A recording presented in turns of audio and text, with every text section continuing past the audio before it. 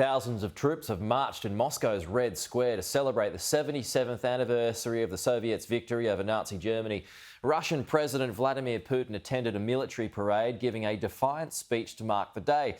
Joining us live now is William Alberque, the former Director of Arms Control for NATO. William, first of all, thanks for dressing up for us this morning. Appreciate that. And what did you make of the VD event? It's remarkable for what didn't happen. Everyone was waiting for either an announcement by Vladimir Putin of a declaration of total war and a national mobilization of forces, or that he might just declare victory with what he has right now and wind things down. Instead, he's done the one thing that surprised me, which is no new real announcement, just muddling through. What does that say to you? What does that say to me? I guess it says to me that a mobilization would be too high a risk societally. I think he would feel that having to declare war would mean that the war had failed so far. So instead, he can't declare victory right now because he hasn't achieved enough.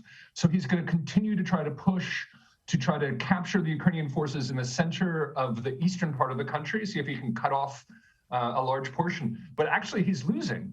It appears that Ukrainians have made some real advances around Kharkiv and have actually thrown Russian forces back towards the Russian border, which is kind of remarkable. What does this kind of event do for that, that Russian pride, that sense of Russian nationalism with this huge military display, as well as the speech on top of that?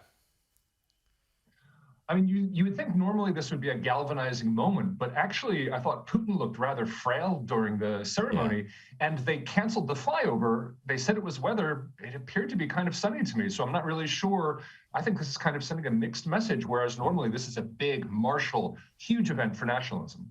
It's also been noted by a few different reporters that not all of his inner circle was present during the show today. I mean, what does that suggest, that things are not well behind the scenes? Yeah, well, I mean, it suggests at the very least that a lot of his commanding brass is being sent forward to try to unstick the situation. And as I said, their forces are not doing nearly as well as they expected. There's even been some advances down in the south towards Kherson by the Ukrainian forces.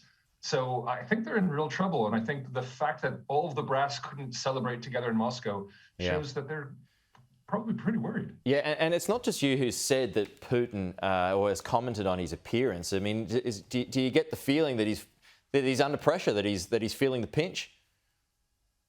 Yeah, I mean, I hate to be armchair psychiatrist or anything, but he just does not look well. And I mean, fair enough, a lot of stress on him, and I don't wish him well, but he does look rather sickly. Where are you heading out, William, or did you just get home? No, I dressed up for this. I dressed up for your audience. I'm curious. What's more important for me to do than talk to you folks? Great. William, appreciate your time this morning. Thanks again for chatting to us. We'll talk to you again soon.